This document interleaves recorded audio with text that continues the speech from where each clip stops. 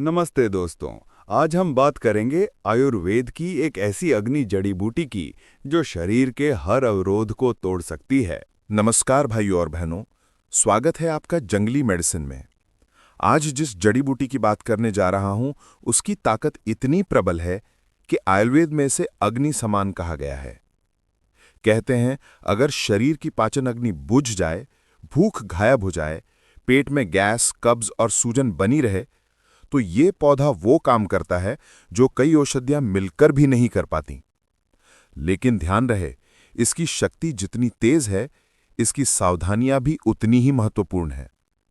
आज की ये वनस्पति जंगलों, पथरीली जमीनों और सूखे खेतों में अपने आप उगती है और देखने में बहुत साधारण लगती है, लेकिन इसकी जड़ में इतनी गर्मी और शक्ति छिपी होती है कि सही तरीके से न प्रयोग करें तो नुकसान भी कर सकती है।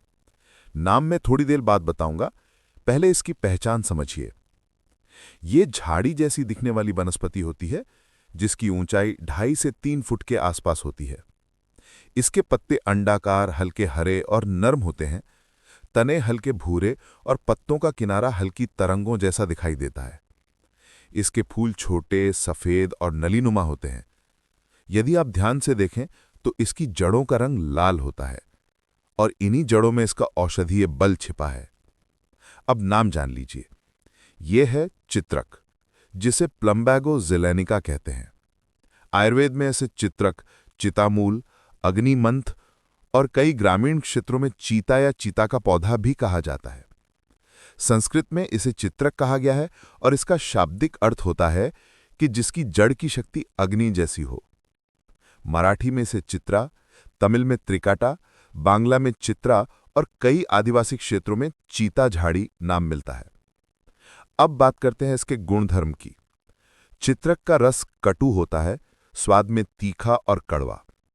इसका वीर्य उष्ण है, मतलब अत्यंत गर्म प्रकृति का। विपाक कटु है, इसलिए यह पाचन अग्नि बढ़ाता है। गुण लघु और तीक्ष्ण है, यानी यह शरीर में तेजी से काम करता है। त्रिदोषों पर प्रभाव, ये कफ और वात को नष्ट करता है, जबकि पित्त पर इसकी गर्मी अधिक प्रभाव डालती है। आयुर्वेद में चित्रक को प्रमुख दीपन पाचन औषधि कहा गया है, अर्थात यह भूख बढ़ाता है और पाचन ठीक करता है।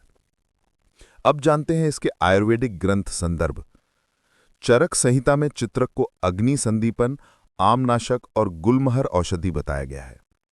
भाव प्रकाश निघंटू में इसे कषाय, तिक्त, कटु रस, उष्ण गुण और तीक्ष्ण गुण वाला बताया गया है, जो जठराग्नि को पुनर्जीवित करता है। सुश्रुत संहिता में इसे कृमिनाशक, वातनाशक और विषहर औषधियों में गिना गया है। अब इसके औषधीय लाभ विस्तार से समझते हैं। पहला लाभ, भूख ना लगने में। यदि किसी व्यक्ति की भूख पूरी तरह खत्म हो गई हो, पेट भारी रहता हो, कमजोरी महसूस होती हो, तो चित्रक अग्नि को प्रज्वलित करता है और भोजन पचाने की क्षमता लौटाता है। दूसरा लाभ, आम विकार और पेट की सूजन में। चित्रक शरीर में जमा हुए आम विष को जलाकर निकाल देता है। पेट की गैस, कब्ज, अफारा, आईबीएस जैसे विकारों में यह बहुत लाभकारी है। तीसरा लाभ, सांस और कफ रोगों में। चित्रक की जड़ कफ को पिघलाकर बाहर निकालती है और छाती की जकड़न को दूर करती है। कई दमा रोगियों को इसका नियंत्रित सेवन लाभ पहुंचाता है। चौथा लाभ, कृमि यानी आंतों के कीड़े नाशक। बच्चों और बड़ों में आंतों के कीड़े होने पर चित्रक का काढ़ा या चूर्ण उपयोगी बताया गया है। पांचवां लाभ, त्वचा रोगों में। यदि त्वचा में सूजन, फोड़े, कड़ापन या पुराना संक्रमण हो तो चित्रक का लेप लाभकारी है। छठा लाभ, सूजन और गठिया में।